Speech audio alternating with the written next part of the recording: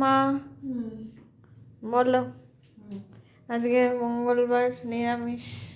আজকে তো লুচি পরোটা কিচ্ছু করিনি। রোজ রোজ তো এসব খাওয়া উচিত না, আর আমার তো বারণ আছে, তাও খাই আমি। এখানে রয়েছে হচ্ছে ভাত একদম গরম। আচ্ছা, এখানে রয়েছে সেদ্ধ সব সবজি, শিম, তারপরে তোর পেঁপে, কুমড়ো সব দিয়ে একদম সেদ্ধ করেছি, মেখেছি কাঁচা লঙ্কা দিয়ে। আর এখানে হচ্ছে একটা নতুন রেসিপি, ফুলকপি আর বড়া দিয়ে তরকারি, জিরে বাটা দিয়ে। আর এখানে হচ্ছে ধনেপাতা দিয়ে একটা সবজি করেছি। আর এখানে বেগুন ভাজা। আর এখানে হচ্ছে সোয়াবিনের তরকারি আলু দিয়ে শুকনো শুকনো। আর এখানে রয়েছে হচ্ছে মুগ ডাল।